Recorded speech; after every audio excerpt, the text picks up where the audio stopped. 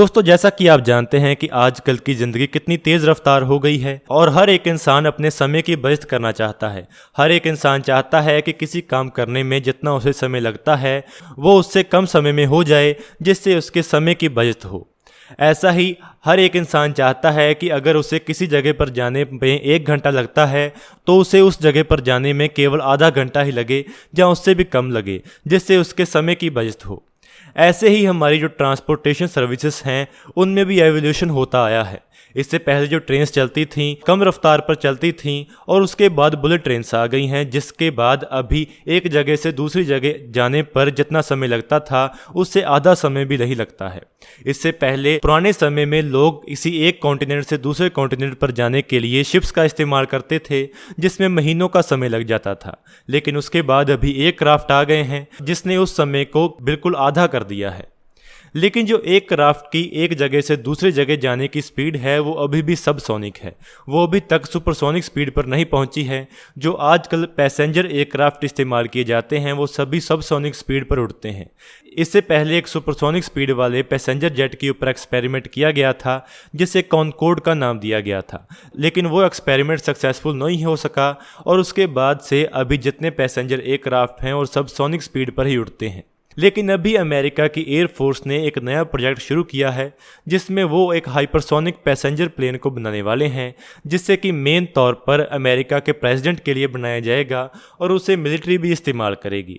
America की air force एक aviation startup को फंड कर रही है जो कि एक कंबाइंड साइकिल इंजन के ऊपर काम कर रहे हैं। अगर ये इंजन तैयार हो गया तो ये काफ़ी रेवोल्यूशनरी इंजन होगा।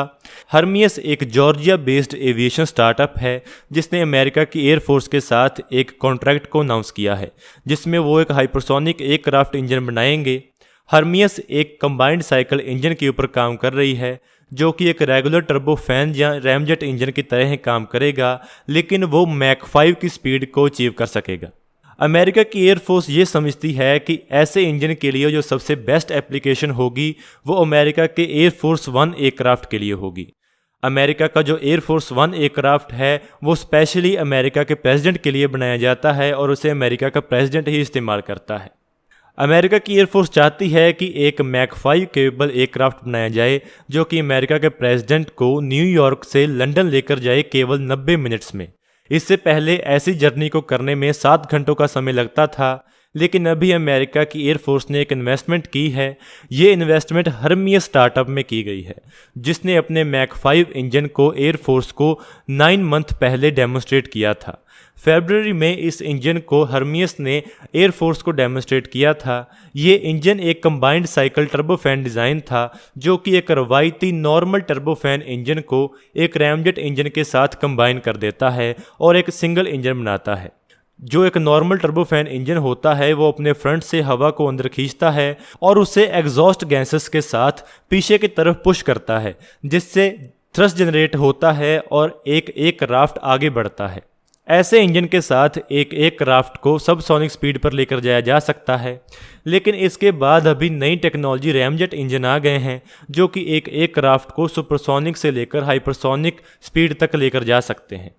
एक रैमजेट इंजन को ऐसे डिज़ाइन किया जाता है कि वो अपने तरफ आने वाली हवा को अंदर खींचता है और उसे एक क्राफ्ट की स्पीड के इस्तेमाल से अपने अंदर मौजूद फ्यूल के साथ बर्न कर थ्रस्ट जनरेट करता है।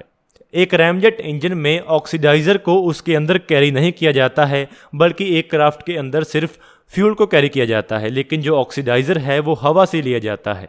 लेकिन इन रैमजेट इंजन के साथ एक बड़ी प्रॉब्लम ये है कि वो खुद ब खुद ग्राउंड से टेक ऑफ नहीं कर सकते हैं जैसे कि रवायती एयरक्राफ्ट कर सकते हैं। एक रैमजेट इंजन सबसोनिक स्पीड के ऊपर काम नहीं कर सकता है। इसे काम करने के लिए सुपरसोनिक स्पीड चाहिए।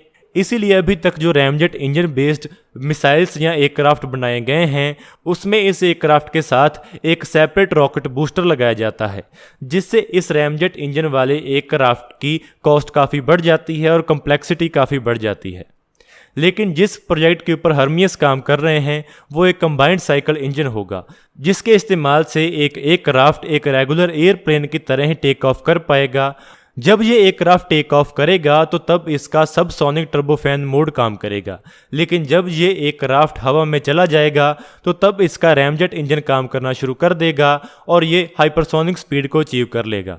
लेकिन जब इस एयरक्राफ्ट ने लैंड करना होगा तो इसका फिर से टर्बोफैन इंजन काम करना शुरू कर देगा।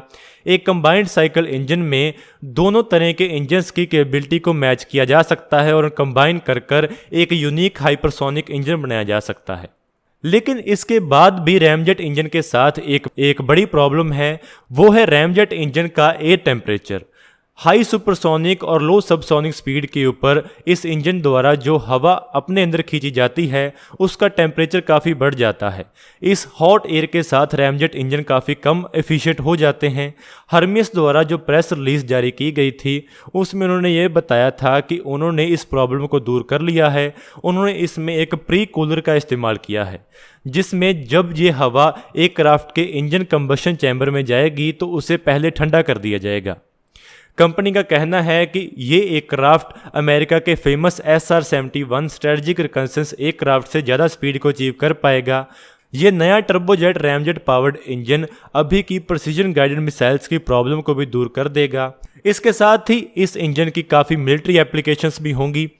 इस इंजन के साथ आप एक बॉम्बर एयरक्राफ्ट या एक टैंकर या एक हैवी एयरक्राफ्ट को इतना फास्ट बना सकेंगे कि वो अपने मिशन को बहुत कम समय में कर सके और इतनी स्पीड के साथ कर सके कि उसे इंटरसेप्ट कर पाना भी बेहद मुश्किल हो जाए। तो दोस्तों, आज की इस वीडियो में इतना ही। अगर आपको ये वीडियो अच्छी लगे तो आप इसको जरूर लाइक और शेयर करें। Thanks for watching this video. जय हिंद, वंदे मातरम।